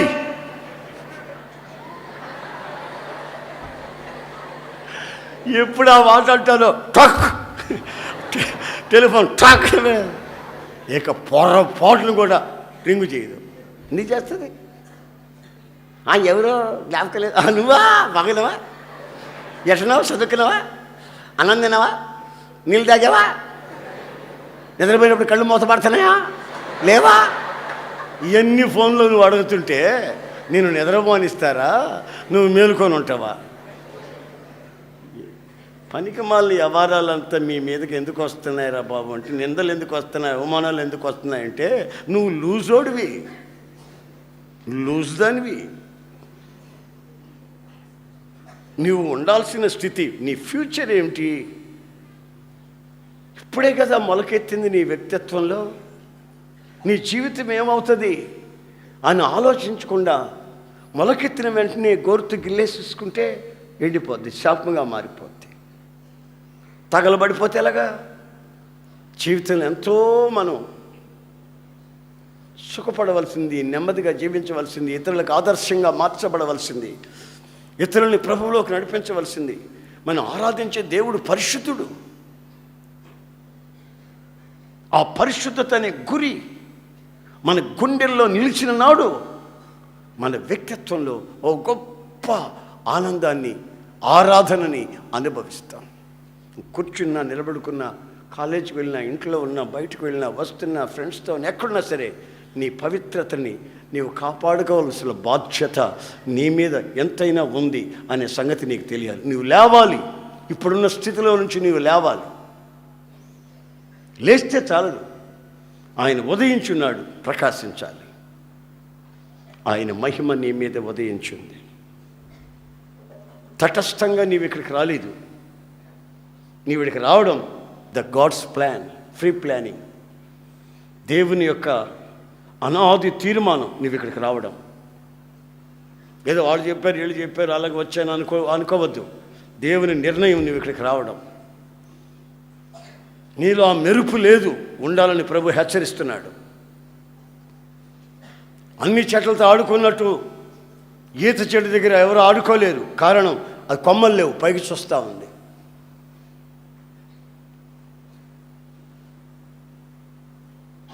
పైనుండి వాటిని వెతుకుతుంది. కొమ్మలుంటే అందరూ ఆడుకుంటారు, కోతి కొమ్మంచి. ఇప్పుడు పైనకి చూస్తూ ఉంది, ఒకే దృష్టి.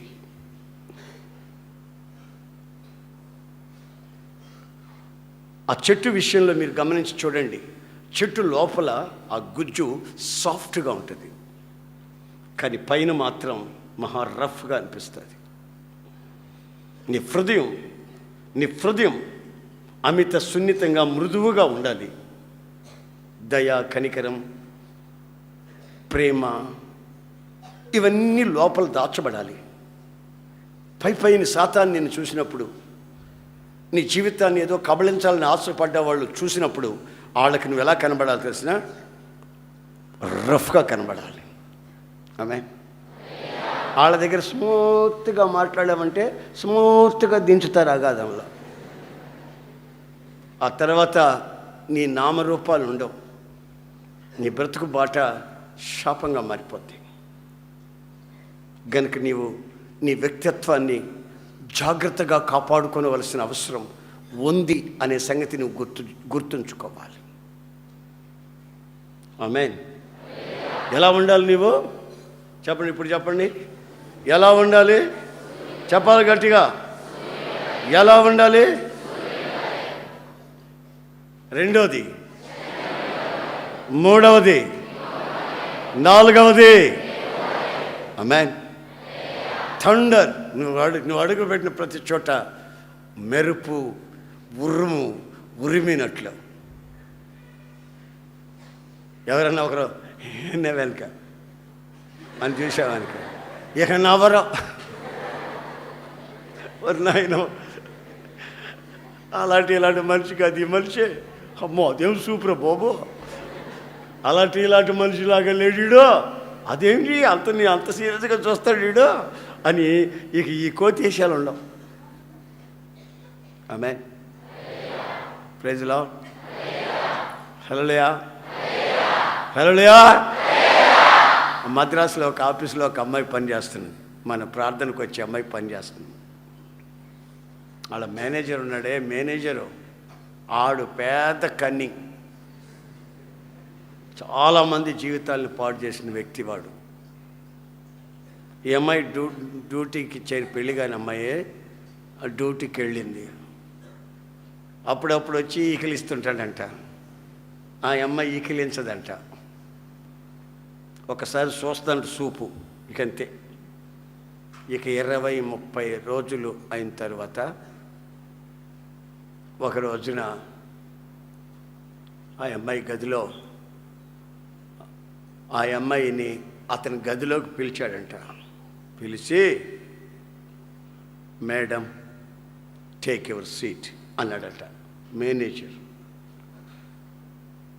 నన్ను కూర్చోమంటారు ఏంటండి, మీరు పెద్ద మేనేజరు, మీ ముందు నేను కూర్చోవటం ఏంటండి అంటే, అమ్మా ఒక 20-30 రోజుల నుంచి నీ బిహేవింగ్, నీ ప్రవర్తన నేను గమనించాను, నన్ను క్షమించమ్మా. నా జీవితాన్ని విప్లవాత్మకంగా మార్చావు, నాకు మనసుండే మనిషిగా తీర్చావు, నేను పశువుని అని కాళ్ళ మీద పడబోయాడంట. ఆ బిడ్డనిందంట, నేను ప్రార్థనకి వెళ్తానండి, నేను ఇలాంటి మనిషిని కాదు, అయినా మీ కొరకు నేను ప్రార్థన చేశాను తప్ప ఇంకేమీ చేయలేదు, మీరు నా తండ్రి లాంటి వాళ్ళు. ప్రైజ్లో ఆ అమ్మాయి ఇతనికి బోధ చేయలా, మారు మనసు గురించి చెప్పలా, యేసు ప్రభుని గురించి చెప్పలా, ఏమీ లేదు. ఆమె ప్రవర్తన ఆ మేనేజర్ని తల్ల క్రిందులు చేసిందంట. ఆ అమ్మాయి అంటే భయపడుతున్నాడు, ఆఫీస్కి వస్తుందంటే జనం అంతా భయపడుతున్నారు, ఆఫీస్లో పనిచేసే వాళ్ళతో భయపడిపోతున్నారు. ఆ అమ్మాయి ఎవరిని ఏమన్నది కాదు. ఆ థండర్, ఒక మెరుపులాగా మీ వ్యక్తిగత జీవితాలలో కూడా ఆ సిన్సియారిటీ, ఆ యథార్థత, మీ ప్రవర్తనలో ఉన్నటువంటి ఆ పవిత్రత, అది మీరు అనుభవించి ప్రకాశించాలని, ఇతరులకి వెలుగిచ్చినట్లు దీపస్తంభం మీద మీ దీపం ప్రకాశించబడాలని మన ప్రభు ఈ రోజున మిమ్మల్ని కోరుకుంటూ మిమ్మల్ని చేపట్టి లేపుతున్నాడు. ఆమేన్. హల్లెలూయా, హల్లెలూయా. నిర్జీవ స్థితిలో ఉన్న నిన్ను ఆయన లేపుతున్నాడు. అలాగా లెమ్ము, తేజరిల్లుము, యెహోవా మహిమ నీ మీద ప్రకాశించుచున్నది. ఎట్ లాస్ట్ చివరిగా మరొక వాక్యాన్ని చదువుకు. దానియేలు గ్రంథం 12:3 వాక్యం. బుద్ధిమంతులైతే ఆకాశ మండలంలోని జ్యోతులను పోలిన వారై ప్రకాశించెదరు. నీతి మార్గం అనుసరించి నడుచుకున్నట్లు ఎవరు అనేకులను తిప్పుదరో వారు నక్షత్రముల వలె నిరంతరము ప్రకాశించెదరు. బుద్ధిమంతులు, నీతిమంతులు, అనేకులను ప్రభు వైపుగా మరలించేవాళ్ళు ఎవరైనా ఉన్నట్లయితే వాళ్ళు నక్షత్రాల వలె ప్రకాశిస్తారు. ఎప్పుడు నిరంతరము. దేవునికి స్తోత్రం. హల్లెలూయా. కాసేపు ప్రకాశించి, కాసేపు చతికిలబడి, కాసేపు విరక్తి చెంది, కాసేపు దేవుడు లేడు జీవుడు లేడని ఎగిరేది కాదు. మీరు బుద్ధిమంతులైతే ఆ అనేకుల్ని దేవుని వైపు మరల్చే ఆ గుణం మీకున్నట్లయితే మీరు ఆకాశమందున్న నక్షత్రముల వలె ప్రకాశిస్తారు. ఆ ప్రకాశం మీకు ఉండాలని ప్రభువు కోరుకుంటున్నాడు. ఒక నక్షత్రం వెలుగుతూ ఉంది, దానిని చూసి జ్ఞానులు వచ్చారు. వచ్చిన వాళ్ళు నక్షత్రాన్ని వెంబడించకుండా మరొక చోటికి వెళ్ళారు. ఆ రాజగృహంలో చిచ్చు పెట్టారు. ఆ దేశమంతా పసిపిల్లలు చచ్చిపోయేదానికి, రక్తపాతానికి కారకులయ్యారు.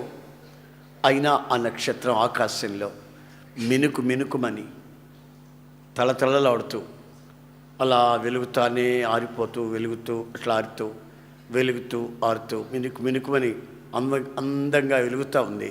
మరలా వీళ్ళు వచ్చి, అరేరే మనం నడిపించే నక్షత్రం ఇక్కడే ఉంది, మరి రాజు ఇంట్లో రక్షకుడు లేడట, మరి ఎక్కడికి పోయినట్టు అని ఆకాశం వైపు చూస్తే ఆ నక్షత్రం అంటుంది, జ్ఞానులారా మీ జ్ఞానం నిరర్థకమైంది, మీరు నన్ను వెంబడించండి. ఈ నక్షత్రంలాగే సాగిపోయి యేసయ్య ఎక్కడున్నాడో అక్కడ ఆగిపోయింది. ఈ నక్షత్రం ఉన్న చోట ఆ జ్ఞానులు రక్షకుణ్ణి చూశారు. ఈ నక్షత్రము యేసయ్యని ప్రతిబింబించింది. ఆమేన్. ఈ నక్షత్రము యేసయ్య మహిమని చూపించింది, యేసయ్య ఉన్న చోటుని చూపించింది, రక్షణ కలిగే చోటుని చూపించింది, ఆత్మకి శాంతి కలిగే చోటుని చూపించింది. అలాగే మీ వ్యక్తిగత జీవితాలు ప్రకాశిస్తున్నట్లు ఎలా తెలుస్తుందంటే, మీరు రక్షకుని దగ్గరికి వేవేల ప్రజలను తీసుకొని వస్తారు. ఆమేన్, ఆమేన్. కొంతమంది యవనులు రక్షణ పొందుతారు, ప్రార్థనకు వస్తారు, ప్రార్థన చూసుకొని వెళ్ళిపోతారు. అయితే వాక్యం అంటుంది నక్షత్రాల వలె ప్రకాశించాలి. మా సంఘాలు ఇంచుమించుగా హోసన్నా మందిరపు సంఘాలు, హోసన్నా మందిరానికి వస్తున్న యవనస్తులు కొంతమంది ఉన్నారు. వాళ్ళు ఏ ప్రాంతంలోకి వెళ్ళినా అక్కడ సంఘం ప్రారంభమైపోతుంది. అనేకుల్ని తీసుకొచ్చేస్తారు ఆడికి. ఇందాక మీరు చెప్పారు కదా, చూశారు కదా, విన్నారు కదా. ఎక్కడికి అడుగు పెట్టినా, ఉద్యోగ రీతి కానీ, వ్యాపార రీతి కానీ, ట్రాన్స్ఫర్లు అయినా, ఎక్కడికి వెళ్ళినా అక్కడ ఒక సంఘం ప్రారంభమైపోతుంది. అక్కడున్న యవనస్తుల యొక్క సాక్షి జీవితాలు ఈ సత్యాన్ని వివరిస్తున్నాయి. మీరు ఎక్కడున్నా సరే దేవుని దగ్గరికి వేవేల ప్రజల్ని తీసుకుని రాగలగాలి. మిమ్మల్ని మీరు చూపించుకోకూడదు. మేము భక్తులమి, మేము యథార్థవంతులమి, మేము నీతిమంతులమి, రండి మా సంఘం చూడండి, మా పాటలు చూడండి, మా మ్యూజిక్ చూడండి, మా సంఘ పెద్దల్ని చూడండి, సంచులు వేసుకొని తిరుగుతుంటారు. ఈ కాదు చూపించాల్సింది. మనం ఎవరిని చూపించాలని చెప్పండి. మీరు నక్షత్రాలు అయితే,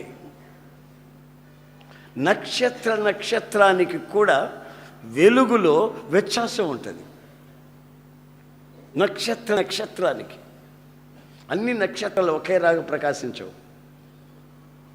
స్వయం ప్రకాశం నక్షత్రాలకి ఉన్నప్పటికీ అన్నీ దగ్గరలో లేవు, సుదీర తీరాల్లో ఉంటాయి. అవి వెలుగుతూ ఉంటాయి. మనకు మాత్రం హాయి గొలిపెట్టేట్లుగా మినుకుమని వెలుగుతున్నట్టుగా అనిపిస్తాయి. ఆ రేడియేషన్, ఆ వెలుతురు, ఆ ప్రకాశం అలాగ మనకు ఆ హాయి కల్పించేటట్లు నక్షత్రాలు ఉన్న చోట ఆ చుట్టూ ఉన్న ప్రజలు ఆ సుఖాన్ని, నెమ్మదిని పొంది ప్రభు వైపుగా మరలించబడతారు అనే సంగతి వాస్తవం. కనుక నీ వ్యక్తిగత జీవితంలో ఈ రోజున నీ పరిస్థితి ఎలా ఉందో ఒక్కసారి నీవు ఆలోచించుకోవాలి. నువ్వు నక్షత్రం అయితే ప్రకాశించాలి. ప్రకాశిస్తే జరిగేది ఏమిటంటే, మార్గం తెలియని వాళ్ళు వచ్చి చూసి మార్గం నీ ద్వారా తెలుసుకుంటారు. నీ ద్వారా తెలుసుకున్న వాళ్ళని ప్రభు ఆశిస్తున్నాడు. అందుకే నిన్ను లెమ్మంటున్నాడు. నీ స్థితిని ఒక్కసారి నీవు ఆలోచించుకునే చాలా ప్రాముఖ్యమైన సమయం ఈ రోజున. దేశానికి స్వతంత్రం వచ్చిందని అంటున్నారు. వచ్చిందో లేదో వాళ్ళకే అర్థం కావట్లేదు. వస్తే ఏది అని అడుగుతున్నారు, దానికి జవాబు లేదు. బ్రిటిష్ వాళ్ళు ఉన్నప్పుడు మన దేశాన్ని దోచుకొని వాళ్ళ దేశాన్ని పోషించుకున్నారు. వాళ్ళు దేశద్రోహులు కాదు, వాళ్ళ దేశానికి పెట్టుకున్నారు. ఎక్కడ దోచుకున్నా వాళ్ళ దేశానికి పెట్టుకున్నారు, వాళ్ళ దేశద్రోహులు కాదు. స్వతంత్రం వచ్చిందని మనం చెప్పుకుంటున్నారే మన వాళ్ళు, వీళ్ళు తమ సొంత దేశాన్ని దోచుకుంటున్నారు. ఎవరు దేశద్రోహులు? ఎవరండి? మన దేశాన్ని మనం దోచుకుంటే దేశద్రోహులు. వాళ్ళ దేశానికి వాళ్ళు పెట్టుకున్నారు, వాళ్ళు దేశద్రోహులు కాదు. ఇప్పుడు మన వాళ్ళే మన దేశాన్ని దోచుకుంటున్నారు. ఏ మనిషికి ఈరోజు నెమ్మది లేదు, విశ్రాంతి లేదు. అరాచకాలు, మరణాలు, హత్యలు, మారణకాండ, భయానకమైన పరిస్థితుల్లో మనిషి ఈ రోజున క్షణక్షణం భయపడుతూ బ్రతుకుతున్నాడు. అయితే నిజమైన స్వతంత్రం మన వ్యక్తిత్వంలో మనం కలిగి ఉండాలి. మనలను మనమే పరిపాలించుకోగలిగిన శక్తి కలిగి ఉండాలి. మన శరీరంలో ఉన్న అవయవాల్ని మనం పరిపాలించాలి. పాపమునికి దాసత్వం కలిగి ఉన్న అవయవాలు, కళ్ళు కానివ్వండి, నోరు కానివ్వండి, శరీరం కానివ్వండి, మనస్సు కానివ్వండి, ఆత్మ కానివ్వండి, అవయవాలన్నీ పాపమునికి బానిసత్వంగా ఉంటే ఏది మనకు స్వతంత్రత? గనుక దేవుడు మనకు స్వతంత్రత ఇచ్చి ఆ స్వతంత్రతను ఆయన దోచుకోకుండా ఆ స్వతంత్ర పరిపాలన మొదట నీ వ్యక్తిగత జీవితంలో, తర్వాత నీ కుటుంబంలో, సమాజంలో ఆ పరిపూర్ణమైన స్వతంత్రత కనిపించాలని ఆయన కోరుకుంటున్నాడు.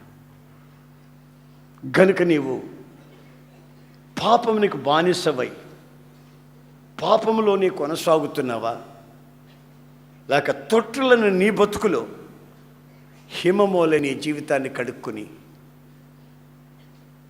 ఏదియో మరుగు కాకుండా ఆయన కొరకు పవిత్రమైన జీవితం చేయాలని ఆశిస్తున్నామా? మచ్చ, డాగు, ముడత లేని ఓ పవిత్రమైన సంఘాన్ని ఆయన కోరుకుంటున్నాడు. అందుకని ఆయన యవ్వన ప్రాయమందు 33.5 సంవత్సరాల వయసప్పుడే నిండు యవ్వనంలో ఆయన నిండు రక్తాన్ని, పవిత్రమైన రక్తాన్ని నీ కొరకు, నా కొరకు దారబోసాడు. ఆయన శిలువలో వేలాడుతున్నప్పుడు ఇద్దరు వ్యక్తులు అలా వచ్చారు. శిలువలో వేలాడుతున్న యేసయ్యని చూశారు. ఒకడు అంటాడు, గురు, ఆయన శరీరంలో నుంచి నీళ్లు కారుతున్నాయి ఏమిటి? ఆ దొంగ శరీరంలో నుంచి రక్తం వస్తుందే, ఈ బందిపోటు శరీరంలో నుంచి రక్తం వస్తుందే, ఈయన శరీరంలో నుంచి నీళ్లు కారుతుంది ఏమిటి? మరొకడు చెప్తున్నాడు, ఆయన శరీరంలో ఇక రక్తము లేదు, ఆఖరి రక్తపు బొట్టు వరకు నీ నిమిత్తమై, నా నిమిత్తమై కార్చాడు. ఇక ఆయన కార్చాలన్న ఆయన శరీరంలో రక్తం లేదు. గెత్సెమనెలో ప్రార్థన చేస్తున్నప్పుడు, ఆ ఒలీవల తోటలో ప్రార్థన చేస్తున్నప్పుడు ఆయన శరీరంలో ఉన్న రక్త నాళాలు బ్రద్దలైపోయి ఆ రక్తమంతా చెమటలుగా కారిపోయాయి. ఆయన్ని పట్టుకునే దానికి వస్తే మధ్యరాత్రి కొరడాలు తీసుకొని, దివిటీలు తీసుకొని, బళ్ళాలు తీసుకొని రాత్రులు వస్తే ఆయన్ని ఆ తోటలో వెతుకుతూ ఉంటే ఆయన రక్తపు మడుగులో నుంచి లేస్తున్నాడు పైకి. రక్తపు మడుగులో నుంచి లేచి, ఇదిగో మీరు ఎవరిని వెతుకుతున్నారు అని అడిగాడు. మేమా నజరేయుడని యేసుని వెతుకుతున్నాం. ఇదిగో నేనే ఆ నజరేయుడని యేసుని పట్టుకోండి. ఆయన చేతులకి సంకెళ్ళు వేయబోయి వేసేదానికి వచ్చిన రాణువారు, సిపాయిలు వెనక్కి అలాగే బ్రద్దలుగా పడిపోయారు. ఆయన్ని తీసుకొని వచ్చి సిపాయిలు ఉన్న చోట చిత్రవదగా కొట్టారు. కొరడాలు తీసుకొని సగం రక్తం ఆ గెస్సెమనే తోటలో మడుగైపోయింది. మిగతా రక్తం కోడాలతో కొట్టి చీలుస్తున్నప్పుడు మిగతా రక్తం కారుతూ ఉంది. శరీరం ముక్కలు ముక్కలుగా చీల్చుకొని వస్తూ ఉంది. అంతలో ఒకడు కచ్చి తీరక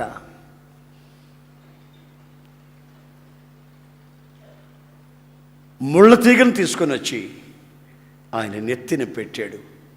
గుండ్రంగా అల్లి నెత్తిన పెట్టాడు. అంతలో మరొకడు పరిగెత్తుకుంటూ వచ్చి, యూదుల రాజు నీకు చేయమంటూ ముఖాన్ని ఉమ్మి వేస్తా, పిడిగుద్దులు గుద్దుతా, ఆ కర్రతో పెఠామని ఆ కిరీటం మీద కొట్టాడు. ముళ్ళ కిరీటం మీద.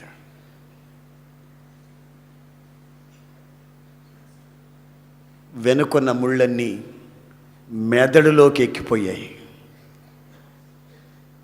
ప్రక్కనున్న ముళ్ళన్నీ నొసళ్ళలోకి ఎక్కిపోయాయి. ఇక ఎదుట ఉన్న ముళ్ళు యేసయ్య కళ్ళ లోపలికి ఎక్కిపోయాయి.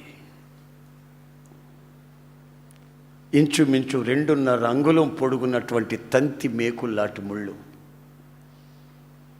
ఆ ముళ్ళు ఎవరికైనా తగిలిందంటే 3-4 గంటల వరకు అదో రకమైనటువంటి జ్వరం వస్తుంది. పాయిజన్, విషముతో కూడిన ముళ్ళది. నా ప్రియమైన సహోదరులారా, నీ కొరకు నా కొరకు ఆయన కళ్ళలో కూడా మేకులు గుచ్చబడ్డాయి, ముళ్ళు గుచ్చబడ్డాయి. ఆయన గాయపడిన హస్తాలతో నీ చేతిని పట్టుకొని నిన్ను లెమ్మని కోరుకుంటున్నాడు. ఎంతకాలం ఇలా పడి ఉంటాం? How long? పాపపు ఊబిలో, అక్రమాలలో, అపవిత్రతలో, తల్లిదండ్రులకు తెలియకుండా అక్రమాలు గుండెల్లో దాచుకొని, పెద్దలకు చెప్పుకోకుండా, నీచత్వానికి తెగించి గుండె నిండా పాపం నింపుకొని ఎంతకాలం? నీ యొక్క ముగింపు ఏమిటి? ఎన్నిసార్లు చెప్పిన వినని కుమారుడు హఠాత్తుగా, వినని కుమార్తె హఠాత్తుగా శాపానికి గురైపోద్దు కదా. ఎంతకాలం మీరు ఇలా జీవిస్తారు? ఆయన చేతిని చాచి నిన్ను లేవమంటున్నాడు. హిమము వలె నిన్ను కడుగుతాను, మచ్చ, డాగు, ముడత నీ హృదయంలో లేకుండా ట్రాన్స్పరెంట్గా చేస్తాను. ఏ అపవిత్రత నీలో దాచబడకుండా నేను కడిగి శుద్ధి చేస్తాను. ఆయన శరీరంలో సిలువలో వేలాడుతున్నప్పుడు ఇక రక్తం లేదు. మొదట్లో కొంచెం కారింది, తర్వాత నీళ్లు వస్తున్నాయి. ఒక్కొక్క బొట్టుగా నీళ్లు కారుతున్నాయి. అంటే ఆయన ఒక్క బొట్టు కూడా మిగిల్చుకోలేదు. ఆయన శరీరంలో రక్తం జీవానికి సాదృశ్యం. రక్తమే ప్రాణం, ప్రాణమే రక్తం.